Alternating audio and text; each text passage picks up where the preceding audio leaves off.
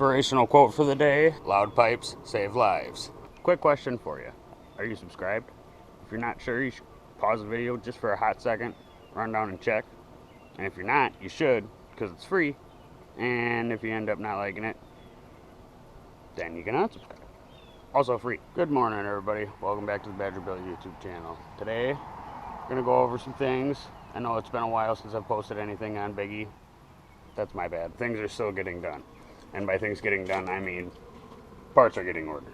I've been slacking a lot lately on my project because my project doesn't pay. So I've been doing a lot of other jobs that pay, because it takes money to make a town car go 10s in the quarter. 10s in the quarter in a town car. Car weighs 4,100 pounds. 2 tons of fun. Yeah, I know. I'm gonna go ahead and show you guys some of the things I've acquired over this period of me not doing anything to my car to achieve said goal of getting Biggie, my 99 turbo town car, to run 10s. And I know it probably doesn't look like a whole lot, but there's a lot here. I'll get to you in a minute. Sprawled out on the floor and then a random array of boxes are the parts that I've been stowing away.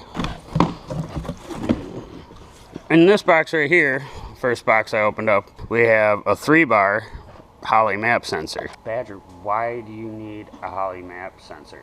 I bit the bullet, and no more stock EFI for Biggie. I went ahead and bought the Holley Terminator Mod Max standalone fuel injection system with trans controller. Ta-da! So this comes with everything. I didn't opt for the big crazy Hater Vision. Holley, if you're watching, sponsor would be dope. Hater Vision would be dope and Biggie. It would be pretty great. I'd really like a really big Holley screen in Biggie. So we've got complete harness for 4.62 valve, which is what we're running, obviously. Coil driver, PCM trans controller, wideband, I mean, literally everything, with the exception of the flex fuel sensor, which I do need to get, and I also still need to get a fuel pump. I do have 2 Deechworks 340s that I was thinking about running together in the tank. If anybody's watching this and maybe has some insight on whether or not that will be or will not be enough, be good to know. Holley Terminator EFI. No more tuning problems. Although I am still gonna need somebody to help me tune this thing. So if anybody's watching this and wants to lend a hand, get at me. Subject number 2. The Cummins turbo was fun and all, but I want to go 10s in the quarter. Called up the guys at On3 Performance and got their 76mm Turbski with oil feed line, drain, oil drain, fittings, gaskets,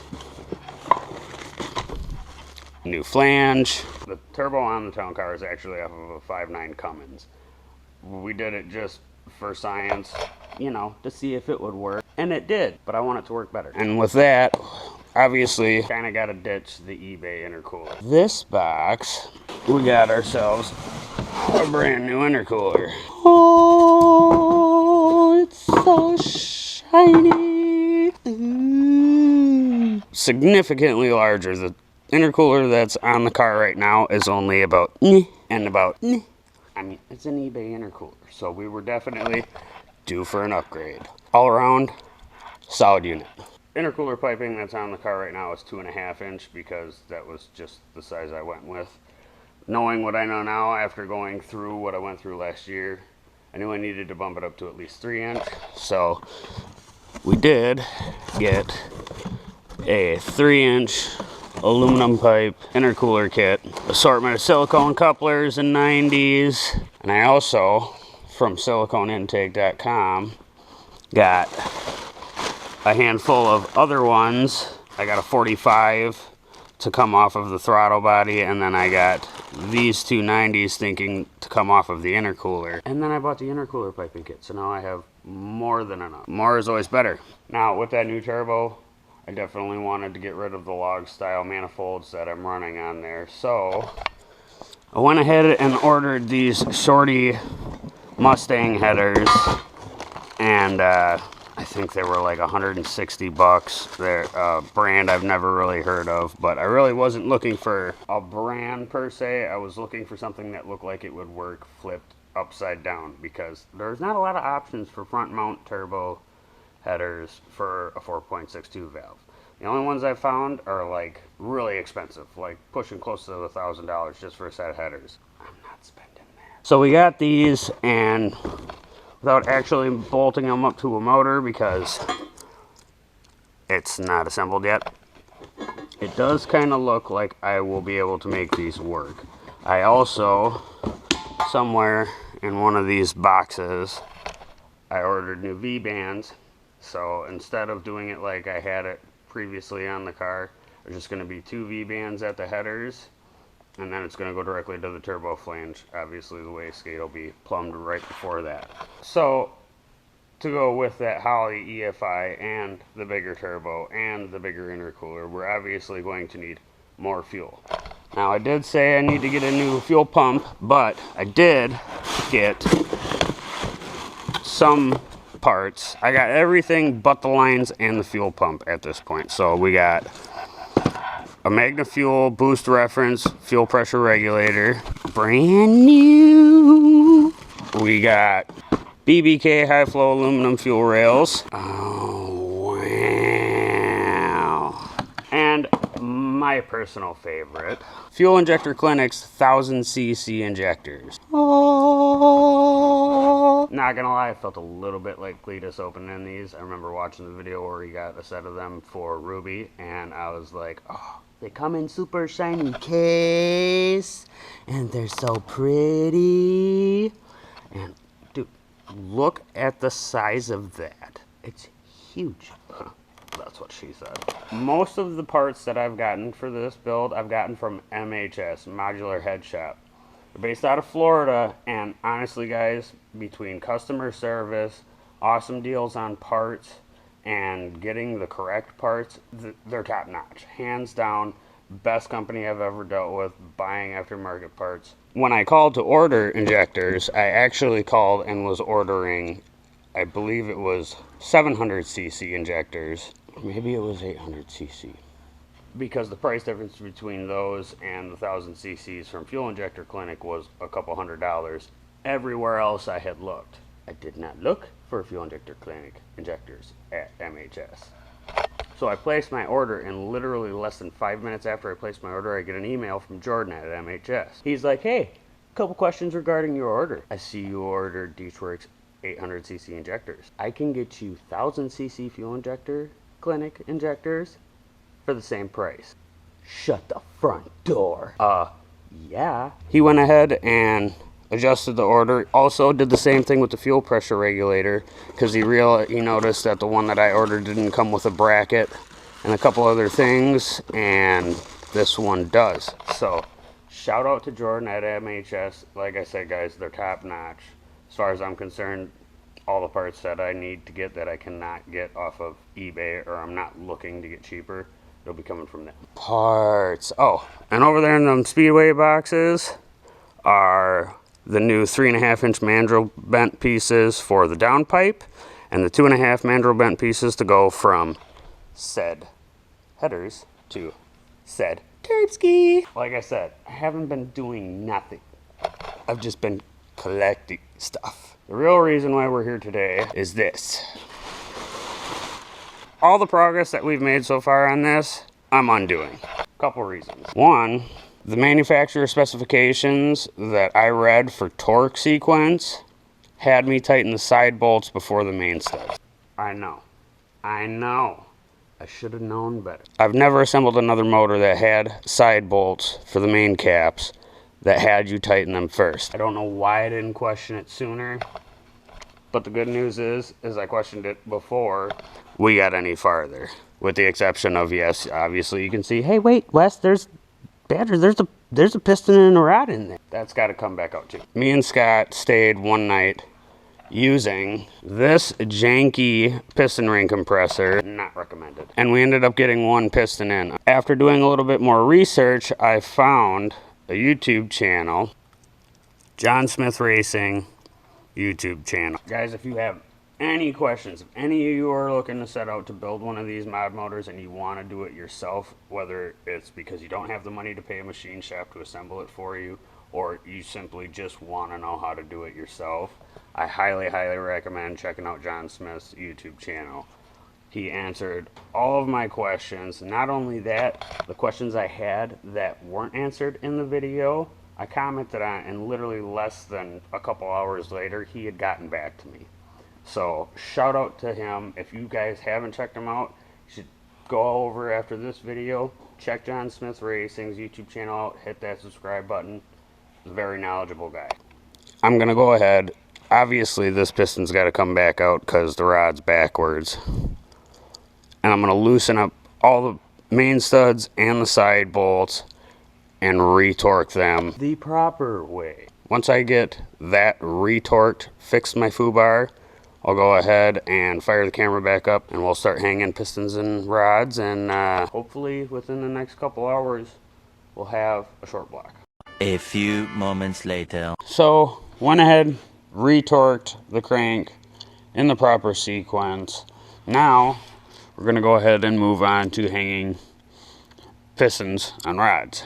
I already have number 5, the one that the rod was flipped around, and you can maybe sort of tell if you look at the bearing on this side compared to this side. You can see it's actually offset, and that is because the side that actually has the bigger radius is the side that rides up right against the crank. And that relief, because on some aftermarket cranks, instead of it being straight across like it is right here, there's actually a radius, so that's made for it to accommodate for such. So I'm gonna go ahead and hang all the pistons.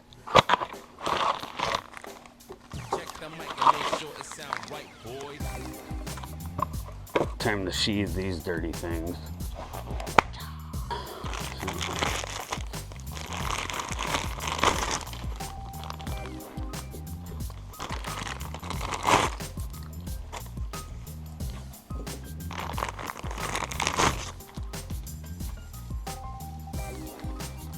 First thing I'm going to do is I'm going to clean these things very quick.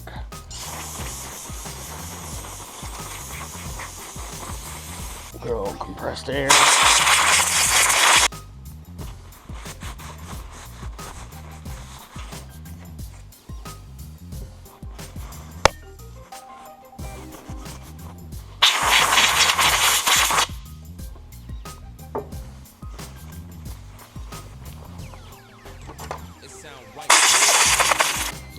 Alright, so 6, 7, 8, grab the pistons.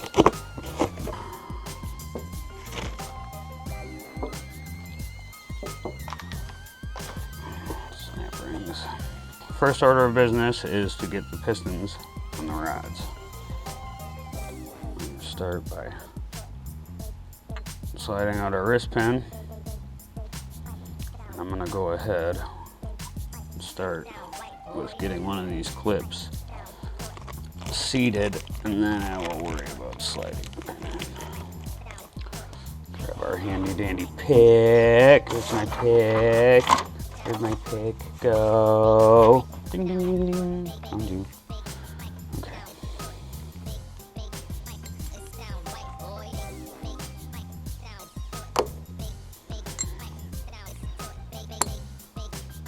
Just like that. Make sure it's seated in there. Now, make sure, so our piston, 5 through 6 need to be facing to our right. And then the fillet on the rod will be to the back of the arrow. This is gonna wreak havoc on my brain by the time I get it all done. So how I'm gonna do it for reference, and I don't know if you can see the part, there is a part number right on the rod and the rod cap. You want to make sure that when you put the rod cap back on the rod that them part numbers match up. Otherwise you're going to have a bad time. So I'm going to do all these ones with the arrow pointing to the right, part numbers up. Go ahead and boo, boo. Oily. Start that in there. Nice like. Make sure our part number is up. Slide that in there. Should slide in pretty easy. Now we got it in. Come back over to this side. Grab our other clip.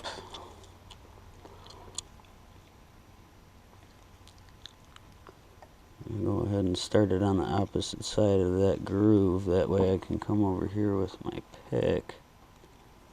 Get in that groove. There we go. Now it's in there all the way. So there you have it. Number 6.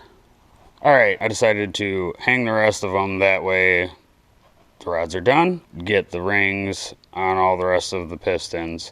But first, I'm hungry. So, lunchtime.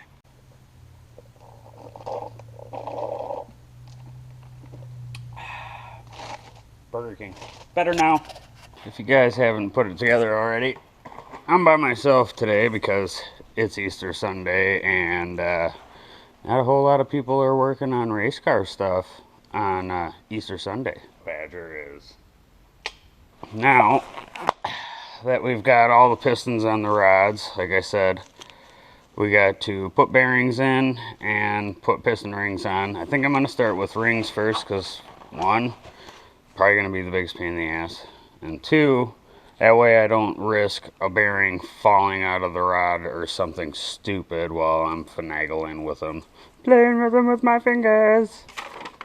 The ring chart.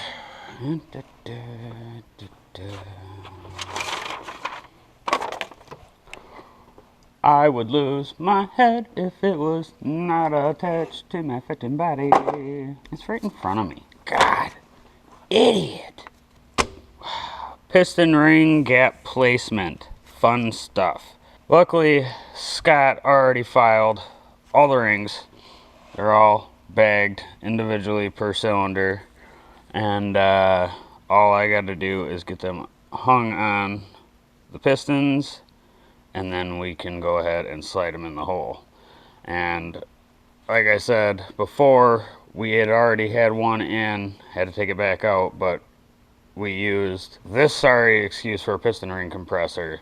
And after me and Scott both holding our breath to get it in, I said I wasn't dealing with that again. So, if you watched yesterday's video, which was putting a lift kit on an O2 Ranger, this was part of payment for that. So, big shout out to John Henry for getting me this super awesome ARP piston ring compressor. Yes, it's only for this particular size piston, but that's fine because honestly, depending on how much power we make, probably won't be my last. I'd heard from a few people, but after watching one of John Smith Racing's YouTube videos of him installing pistons into his, there was no way I was doing it any other way. This is the only way.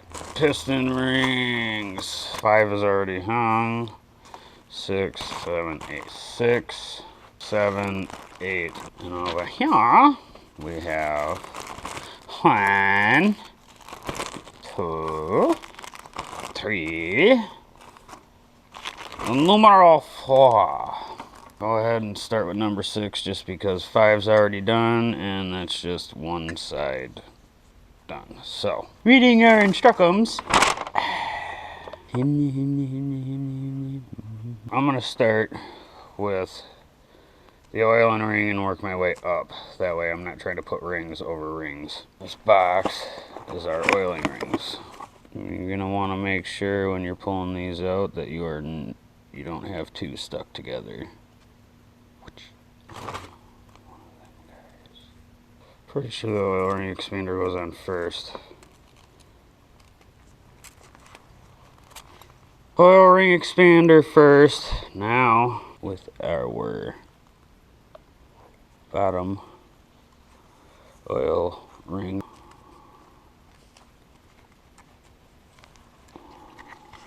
We don't want that underneath. You're going to want to make sure that when you do this, you do not, it's really hard to see, the gap on the oil ring expander, you do not want those overlapping. It says so in the instructions, so don't do that. Now we're going to put the top oiling ring rail ring, top oil rail ring on a gap just to the other side of where this one is. So, and they're like such, and work it around. Alright, oiling rings are installed. Move on to our second ring. If you look really closely, the inside edge on this side has a bevel, and on this side it does not. So, according to the instructions, the second ring must be installed with the bevel down, which means towards the bottom of the piston. So, our bevel edge is right here. The bevel down. Bevel down.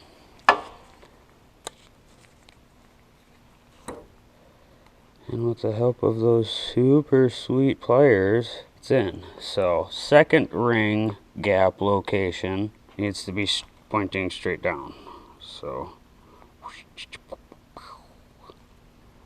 just like that. And then the top piston ring gap is going to go exactly on the opposite side. There we go, screwing up again. Second ring has a dot, installed dot side up. This is the second ring. The one I just put on is the top ring. Like a dumbass. Don't break piston ring. Reading comprehension is a bitch when you're ADD. Second ring has a dot. Dot side up. Dot. Dot. Dot up.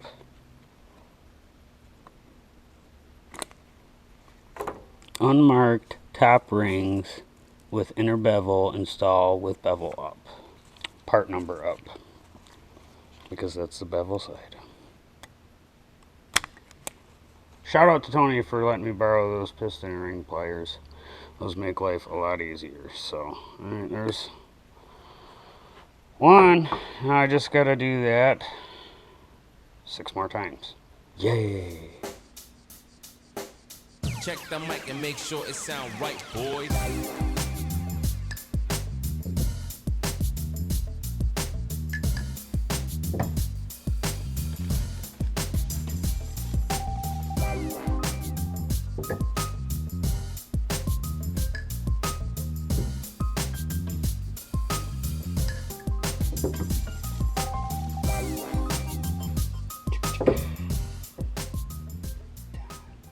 And just like that, piston rings installed.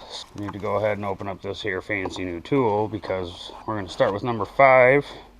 And number 5 is already ready already. Get it in the piston ring compressor, put it in the hole, and get the process started. Ah, that new tool smell. Love it. So it's tapered, so you slide the piston ring in from the top. Well, I'll show you. So we are going to go ahead and start with number 5. Slowly wiggle this here piston out. Hopefully not make a huge mess.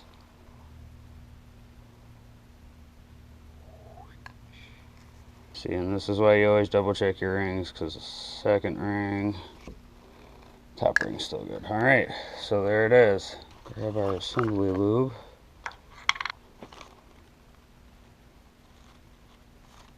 Come over here to this fancy dancy new tool I just cannot wait to use. Slide the tool up. So, number 5 piston, number 5 hole, arrow forward. So ever so delicately. So it's scratching up the side walls. Get the skirt in there. Now, it's good to always make sure that the crank is farthest away so that way when you pop it in, you're not smacking it. Dude, that was the easiest piston install I have ever done. Worth every penny. So now, we gotta roll it over. Now, you can see down in there, need to guide the rod onto the crank. This is where it pays to have small hands. Little hands! Here we go. We'll come over here, grab our cap. Little dab will do ya. Bolts. And make sure, like I said before, your cap part numbers match up. So the part number on this one is on this side. So we're gonna go just so like this.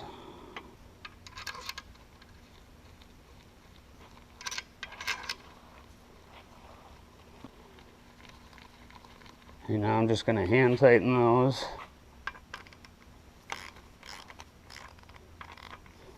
Kind of work it down evenly.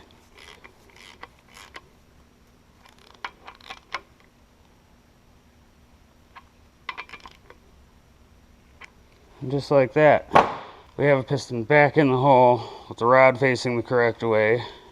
On to the next one.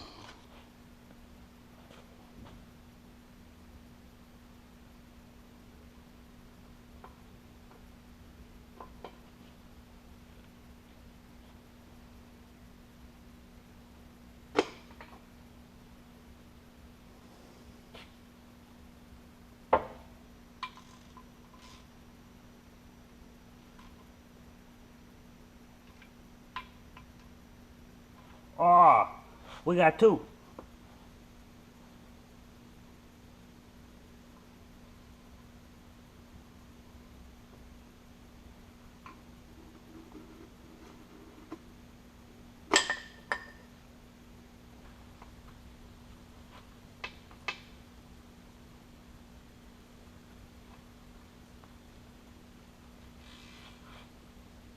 Roll on over to the other side. Alright, this piston's doing pistony things in here. That's cool. Number 8. Last one for this bank. There's one more to go. Honk. Doing what it's supposed to do. Just like that. There was 4.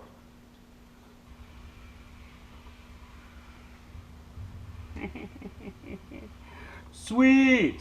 I'm gonna save you guys the agony of watching me do all of that 4 more times. I'm gonna make that happen real fast. Get back at you in a minute. And just like that, we got ourselves a damn near assembled chart block. Woo! So, for torquing the rod bolts, it's looking like ARP's calling for between 60 and 65 foot-pounds. So what I'm going to do is, I'm going to start from the front and work my way back. And I'm going to do it in 3 stages. First step is going to be 20 foot-pounds, second step is going to be 40, and then the third and final step is going to be 65.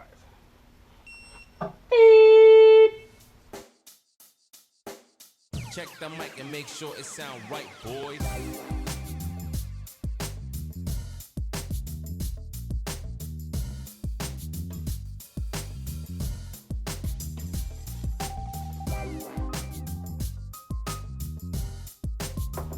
One fiber torque. Just gonna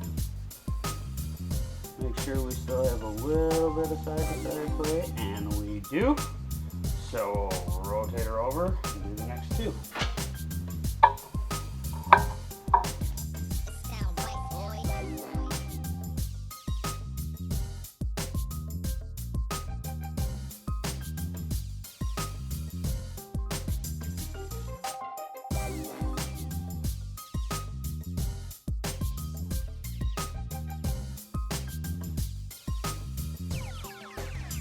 sound right, boys. Alright. I'll go ahead and torque the rest and I'll get back to you. Well, folks, there you have it. After much procrastination on my behalf, we finally have a basically assembled short block minus oil pump and whatnot and yada yada yada. But I've been working all weekend. It's Easter Sunday, so I'm gonna go ahead and call it here. Like I said, guys, appreciate everybody coming and watching. I promise it will not be this long before I start working on Biggie again. Just got the heads back this week, got the head gaskets, so hopefully at some point this week we'll go ahead and get the head studs installed, get the heads on, and then it's time to get the car here and get that apart and make a final parts list. So we're getting there. I don't know what it takes to make a town car go 10s in the quarter, but I know what I'm going to use to attempt it. So appreciate all you guys for watching, and as always, peace.